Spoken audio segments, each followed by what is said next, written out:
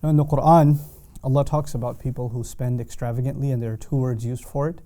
One of them is israf, and israf means to spend beyond the limit of what is necessary. So if you went to shopping and you went and bought a shirt, and instead of buying one, you bought like 20 shirts just because you can, that would be a form of israf.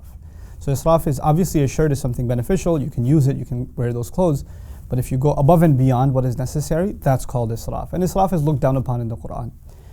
But there's another form of spending that's far worse, which Allah calls tabdhir. And tabdhir is when you're spending on stuff that you don't actually need to begin with. It's not even a fundamental need. So you're buying it for just absolutely vain purposes. There's really no significant necessity that is being met by something that is bought using tabdhir. Now, the words for tabdhir, you could just say spending extravagantly or spending frivolously on frivolous things. The word Allah uses for that tabdhir, He describes it saying, إِنَّ الْمُبَذِّرِينَ كَانُوا إِخْوَانَ الشَّيَاطِينَ, that those who spend frivolously are declared brothers of shayateen, which seems kind of harsh. I mean, why just because I'm spending on, let's just say, a video game, or I'm spending a lot of money on a trip to Las Vegas or something or another, why should that be considered me as a brother of shayateen? Not just haram, don't do it or stay away from it, but I'm now made one of the allegiance of shayateen. Why in the world would Allah say that? There are lots of reasons for that, so let's walk ourselves through these ayat little by little and try to understand. First of all, رَبُّكُمْ أَعْلَمُ بِمَا فِي نُفُوسِكُمْ إِن تَكُونُوا صَالِحِينَ. First thing Allah says, your master knows what you have deep inside yourselves if in fact you do mean well, if you're good people. فَإِنَّهُ كَانَ لِلْأَوَّابِينَ غَفُورًا. And for those people who keep coming back to Allah, He is extremely forgiving. In other words, Allah is saying, look, you're going to mess up and you're going to come back to Allah. You're going to mess up and you're going to come back to Allah. And that is something Allah expects. Allah doesn't expect you to be perfect, and He knows what you have inside of you. That's the first thing. The second thing Allah says right after that in Surah Al-Isra is وَآتِ ذَا الْقُرْبَ حَقَّهُ وَالْمِسْكِينَ وَابْنَ السَّبِيلِ وَلَا تُبَذِّرْ تَبْذِيرًا. Give the close one, the one that has closeness to you, which could be a relative, could be a family member, give to them what they deserve. آتِ ذَا الْقُرْبَ حَقَّهُ. And it's used in the singular, not ذَوِي الْقُرْبَ حُقُوقَهُم.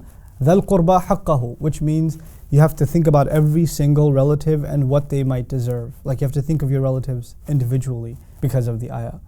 وَالْمِسْكِينَ, and then think of the one who is in a helpless situation. They're stuck financially, they're stuck because of their circumstance. Maybe they're sick and can't work, something like that. That's a miskin.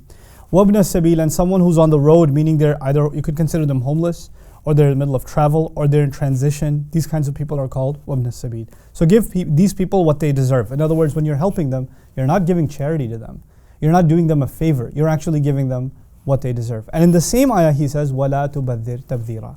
And don't spend frivolously, going out of your way and spending in tabdhir. Now what does that mean? That actually means, by making it one ayah, Allah is first telling us that money that you're spending recklessly, actually there were people who deserved it.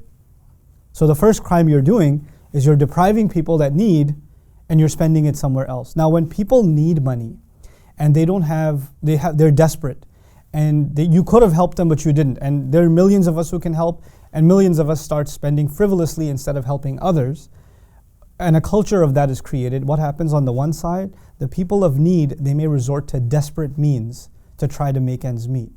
So you can create crime in society because, the lower income areas in any part of the world, you'll find more crime in those areas, right? So when their needs are not met, more and more people resort to crime. More and more young men become desperate and do, things they'll regret later on in their life, and young women. So now you have this is what shaitan wants. So in one sense, you've aided shaitan without even realizing, on the one side, where you've created this kind of evil in society by not taking care of those who need. But the other thing, just before I go on, is a balance. Allah says, وَلَا تُبَذِّرْ تَبْذِيرًا. Don't go out of your way to spend frivolously. Allah didn't let us become extreme either. In other words, Allah is not telling you, listen, you can never, ever, ever buy yourself something that you don't absolutely need. Like you go to the grocery store and you're like, hey, I want to get some flowers.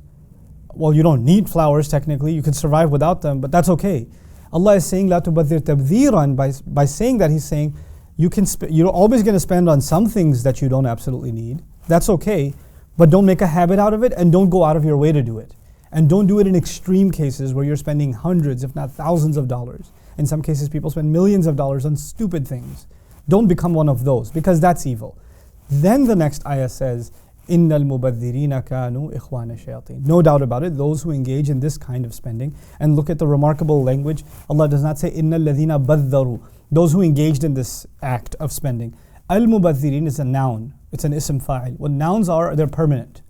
So people who are permanently in this state, they're always doing this kind of thing, they perpetually, spend in this way, they have been declared brothers of shaitan. Now this is really interesting, because in marketing, you learn about consumer society and you actually profile different kinds of consumers. So for instance, if there are people who have millions of dollars to spend, and they are kind of bored by just spending money on a car or just spending money on, a big screen TV or whatever. Now they want to, what else can we spend money on? They get a little more creative with what they want to spend money on. So you'll find them spending money on gambling, right? You'll find them spending money on expensive wines, and they might even get involved in some kind of filthy, their own kinds of clubs and this sort of thing.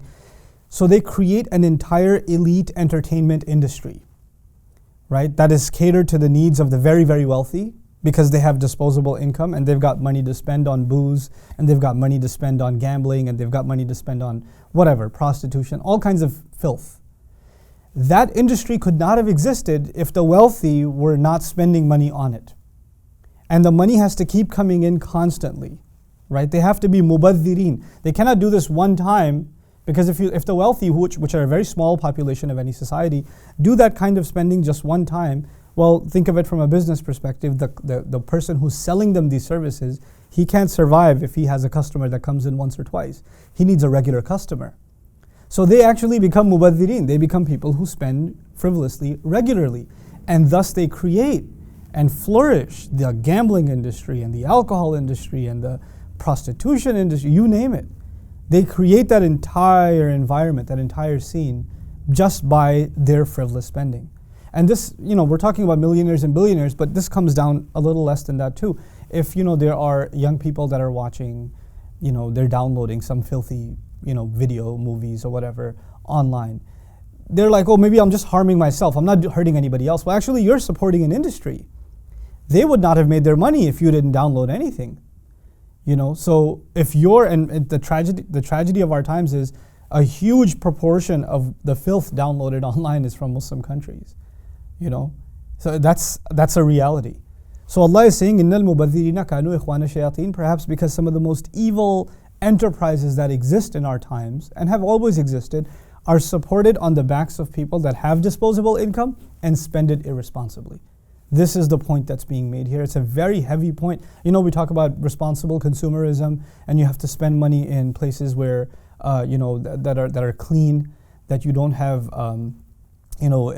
forced labor or child labor and things like that, or you go for organic food and things like that. Similarly, not just where this product was made, but what this product was made for. The thing you're buying, you have to look at, why are you buying this product? Why are you engaged in this consumerism? Is there nothing better you can spend it on?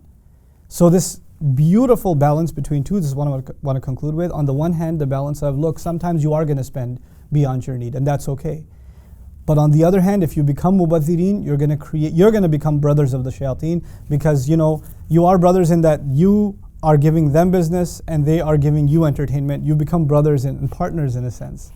You're supporting one another, and that's exactly what shaitan wants. May Allah Azza wa Jal protect us from becoming brothers of shayateen, and may Allah not make us from those who are mubadhirin, nor from those who commit israf. Barakallahu li wa lakum. Assalamu alaikum wa rahmatullahi wa barakatuh.